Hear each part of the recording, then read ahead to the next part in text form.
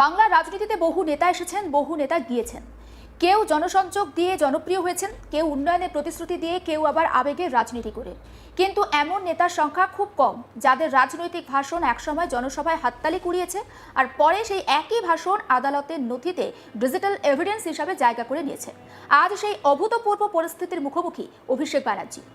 একসময় যে নেতা রাজনৈতিক মঞ্চে দাঁড়িয়ে গর্জে উঠে, আজ সেই মন্তব্যেরই আইনি ব্যাখ্যা খুঁজছে আদালত। প্রশ্ন উঠছে, এটা কি নিছক রাজনৈতিক বক্তব্য ছিল, নাকি এর মধ্যে ছিল হিংসার উস্কানি, ভয় প্রদর্শন এবং আইন শৃঙ্খলা পরিস্থিতিকে প্রভাবিত করার মতো বার্তা? আর এখানেই তো শুরু হয়েছে বাংলার সাম্প্রতিক রাজনৈতিক ইতিহাসের সবথেকে তাৎপর্যপূর্ণ আইনি লড়াইগুলোর একটি। এই ঘটনা শুধুমাত্র একটি এফআইআর নয়, এটা ক্ষমতা, রাজনৈতিক দায়বদ্ধতা এবং সাংবিধানিক সীমারেখার পরীক্ষা। ভোটের আগে বাংলা রাজনৈতিক মঞ্চ কার্যত যুদ্ধক্ষেত্রে পরিণত হয়েছিল। শাসক দলের নেতারা একে অপরের বিরুদ্ধে আক্রমণমূলক ভাষণ দিচ্ছিলেন, বিরোধীরা পাল্টা আক্রমণ করছিলেন। কিন্তু সেই উত্তপ্ত পরিবেশের মধ্যেই অভিষেক ব্যানার্জির কিছু বক্তব্য বিশেষভাবে আলোচনায় আসে, কারণ সেই বক্তব্যগুলো শুধু রাজনৈতিক সমালোচনা ছিল না, বরং বিরোধীদের উদ্দেশ্যে প্রকাশ্য চ্যালেঞ্জ, হুমকি এবং শক্তি প্রদর্শনের ইঙ্গিত ছিল বলে অভিযোগকারী বাগুইআটির এক বাসিন্দা বিধাননগর সাইবার ক্রাইম থানায় এফআইআর দায়ের করে দাবি করেছেন, এই ধরনের বক্তব্য সমাজে উত্তেজনা ছড়িয়েছে এবং রাজনৈতিক সংঘর্ষকে উস্কে দিয়েছে। এফআইআরে উল্লেখ করা হয়েছে, নির্বাচনের মতো সংবেদনশীল সময়ে একজন প্রভাবশালী রাজনৈতিক নেতার এই ধরনের বক্তব্য সাধারণ কর্মীদের মধ্যে আগ্রাসী আচরণকে উস্কে দিতে পারে। সবথেকে গুরুত্বপূর্ণ বিষয় হলো, অভিযোগের সঙ্গে জমা পড়েছে একাধিক ভিডিও ক্লিপস, ডিজিটাল ফুটপ্রিন্ট এবং সোশ্যাল মিডিয়ার লিঙ্ক। অর্থাৎ এটি আর শুধুমাত্র কে কি বলেছে এই ধরনের রাজনৈতিক বিতর্ক নয়, এখানে ডিজিটাল প্রমাণ সন্ত্রাসের পরিবেশ তৈরি করতে পারে, তা আইনের চোখে অপরাধ হিসাবে বিবেচিত হতে পারে। অভিষেক ব্যানার্জির বিরুদ্ধে দায়ের হওয়া এফআইআরে যে ধারাগুলো প্রয়োগ করা হয়েছে এবং সেই সম্পর্কে আপনাদেরকে বলি, তার মধ্যে কয়েকটি কিন্তু গুরুতর আর জামিন অযোগ্য ধারাও রয়েছে। অর্থাৎ তদন্তকারী সংস্থা প্রাথমিকভাবে অভিযোগগুলোকে অত্যন্ত গুরুত্ব সহকারে দেখছে। আর সে কারণেই রাজনৈতিক মহলে প্রশ্ন উঠছে, কেন একজন প্রভাবশালী নেতা নিম্ন আদালতের পরিবর্তে সরাসরি কলকাতা হাইকোর্টের দ্বারস্থ হলেন? আইন বিশেষজ্ঞদের মতে সাধারণত এফআইআর খারিজের আবেদন হাইকোর্টে করা হয় তখনই যখন অভিযুক্ত মনে করেন মামলাটি তার রাজনৈতিক বা ব্যক্তিগত ভবিষ্যতের জন্য একটা বড় ঝুঁকি হতে পারে। আর এখানে সেটাই হয়েছে, তেমনটাই মনে করা হচ্ছে। একসময় অভিষেক ব্যানার্জির রাজনৈতিক ভাষণে এমন এক আত্মবিশ্বাস ফুটে উঠত যেন প্রশাসন, আইন, রাজনৈতিক বাস্তবতা সবই তার নিয়ন্ত্রণে। তার বক্তব্যে বারবার উঠে আসতো চ্যালেঞ্জের সুর, বিরোধীদের উদ্দেশ্যে প্রকাশ্য কটাক্ষ, রাজনৈতিক সংঘর্ষের ইঙ্গিত এবং দেখে নেব ধরনের ভাষা কার্যত নিয়মে পরিণত হয়েছিল। কিন্তু আইনের দৃষ্টিতে রাজনৈতিক প্রভাবের কোনো মূল্য নেই। আদালত দেখে নেব বক্তব্যের প্রকৃতি, তার সম্ভাব্য প্রভাব এবং প্রমাণের ভিত্তি। এই মামলায় সবচেয়ে বড় সমস্যা হলো তার ইন্টেন্ট বা উদ্দেশ্যের প্রশ্ন। আদালতকে নির্ধারণ করতে হবে, বক্তব্যগুলো নিছক রাজনৈতিক আবেগের বহিঃপ্রকাশ ছিল, নাকি সেগুলো বাস্তবিক অর্থে উত্তেজনা ছড়ানোর উদ্দেশ্যেই দেওয়া হয়েছিল। কারণ ভারতীয় আইনে শুধুমাত্র বক্তব্য নয়, সেই বক্তব্যের সম্ভাব্য সামাজিক প্রভাবও বিচার্য। এখানেই অভিষেক ব্যানার্জির রাজনৈতিক স্টাইল এখন তার জন্য আইনি বিপদের কারণ হয়ে দাঁড়িয়েছে। বিগত কয়েক বছরে বাংলার রাজনীতিতে এক ধরনের আগ্রাসী ভাষণ সংস্কৃতি তৈরি হয়েছিল।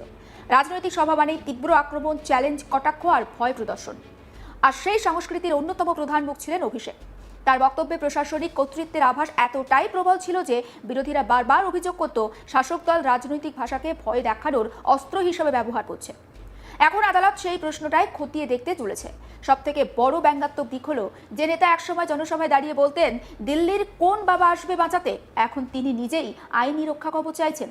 রাজনৈতিক ভাষণে যে আত্মবিশ্বাস ছিল, আদালতের করিডরে সেই আত্মবিশ্বাস অনেকটাই নরম হয়ে এসেছে বলেই মনে করছেন পর্যবেক্ষকরা। কারণ রাজনৈতিক মঞ্চ আর আদালতের এজলাস তো এক জিনিস নয়। রাজনৈতিক মঞ্চে হাততালি পাওয়া যায়, আদালতে লাগে প্রমাণ। জনসভায় হুঙ্কার দেওয়া যায়, কিন্তু আদালতে প্রত্যেকটা শব্দের ব্যাখ্যা দিতে হয়। আর ডিজিটাল যুগে সেই ব্যাখ্যা আরও কঠিন, কারণ ভিডিও কখনো মিথ্যে কথা বলে না।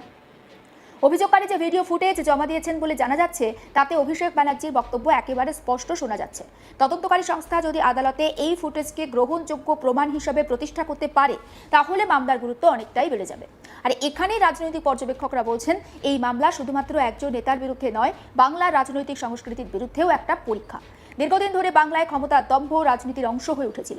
শাসক দলের বহু নেতার বক্তব্যে এমন একটা বার্তা পাওয়া যেত বা বার্তা থাকতো যেন আইন তাদের নাগালের বাইরে। প্রশাসনের ওপর প্রভাব, পুলিশের ভূমিকা, রাজনৈতিক সুরক্ষা সব মিলিয়ে একটা অদৃশ্য নিরাপত্তা বলয় তৈরি হয়েছিল। অভিষেক ব্যানার্জি সেই সংস্কৃতির সবচেয়ে শক্তিশালী প্রতীক হয়ে উঠেছিলেন। তার বক্তৃতা শুনলে মনে হতো তিনি বিরোধীদের রাজনৈতিক প্রতিপক্ষ নয়, শত্রু হিসাবে দেখছেন। আর সেই ধরনের ভাষা গণতান্ত্রিক পরিসরে কতটা বিপজ্জনক, সেই প্রশ্ন বহুদিন ধরেই উঠছিল। এখন সেই প্রশ্ন আদালতের টেবিলে। সবথেকে গুরুত্বপূর্ণ বিষয় হলো এফআইআর দায়েরের পর অভিষেক ব্যানার্জি দ্রুত হাইকোর্টে যাওয়া রাজনৈতিক মহলে বড় বার্তা দিয়েছে। কারণ এতে পরিষ্কার বোঝা যাচ্ছে মামলাটিকে হালকাভাবে নেওয়া হচ্ছে না, বিশেষত যখন অভিযোগের মধ্যে জামিন অযোগ্য ধারার উল্লেখ রয়েছে। আইনি মহলের একাংশ বলছেন, যদি আদালত এফআইআর খারিজ না করে এবং তদন্ত চালানোর অনুমতি দেয়, তাহলে ভবিষ্যতে তদন্তকারী সংস্থা আরও কড়া পদক্ষেপ নিতে পারে। সেই সম্ভাবনাই এখন রাজনৈতিক অস্বস্তির একটা মূল কারণ। বাংলা রাজনীতিতে এই মুহূর্তে সবথেকে আলোচিত প্রশ্ন, ক্ষমতার ভাষা কি এবার আইনের পরীক্ষায় ফেল করতে চলেছে? কারণ ভোটের মঞ্চে বলা সংলাপ একসময় কর্মীদের উত্তেজিত করলেও আদালতে সেই সংলাপের প্রত্যেকটা শব্দ বিশ্লেষণ করা হবে।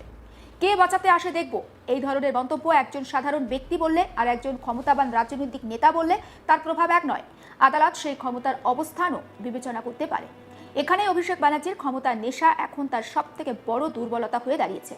সমালোচকদের অভিযোগ, দীর্ঘদিন ধরেই রাজনৈতিক প্রভাব এবং প্রশাসনিক ক্ষমতার ঘেরাটোপে থেকে তিনি এমন এক মানসিকতায় পৌঁছে গিয়েছিলেন যেখানে ভাষার দায়বদ্ধতা হারিয়ে গিয়েছিল। তার বক্তৃতায় বারবার উঠে আসতো, দেখে নেব, ছেড়ে কথা বলবো না, বাঁচাতে পারবে না, এমন ধরনের বাক্য। এই ধরনের ভাষা রাজনৈতিক কর্মীদের মধ্যে কি ধরনের মানসিকতা তৈরি করে, সেই প্রশ্ন এখন তদন্তের অংশ হতে পারে। কারণ আইনের চোখে শুধুমাত্র বক্তব্য নয়, সেই বক্তব্যের পরিণতিও গুরুত্বপূর্ণ।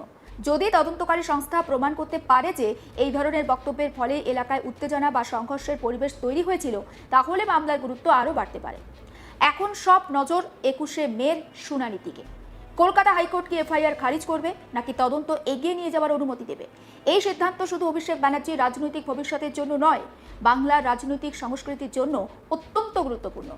কারণ যদি আদালত কঠোর অবস্থা নেয়, তাহলে ভবিষ্যতে রাজনৈতিক নেতাদের ভাষণের ধরন নিয়েও নতুন করে ভাবতে হবে। ভোটের মঞ্চে যা খুশি সেটা বলে দেওয়া আর সহজ হবে না। বাংলার মানুষও এই ঘটনাকে গভীর আগ্রহ নিয়ে দেখছেন। কারণ বহুদিন ধরে সাধারণ মানুষের মধ্যে একটা ধারণা তৈরি হয়েছিল, ক্ষমতাবানদের বিরুদ্ধে আইন কার্যকর হয় না। কিন্তু এবার পরিস্থিতি বদলেছে। যে নেতা একসময় নিজেকে প্রায় অপ্রতিরোধ্য ভাবতেন, তিনি বর্তমানে আইনি সুরক্ষার জন্য আদালতের দ্বারস্থ। এটাই হচ্ছে গণতন্ত্রের সবথেকে বড় সৌন্দর্য। এখানে শেষ কথা বলে আইন, কোনো ব্যক্তি নয়। রাজনীতিতে ক্ষমতা ক্ষণস্থায়ী, কিন্তু আইনের নথিতে একবার নাম উঠলে তার অভিঘাত হয় দীর্ঘস্থায়ী। আর তাই বর্তমানে বাংলা রাজনীতিতে সবথেকে বড় প্রশ্ন, দিল্লির কোন বাবা আসবে বাঁচাতে? বলা নেতাকে এবার আদেও কেউ বাঁচাতে পারবে তো?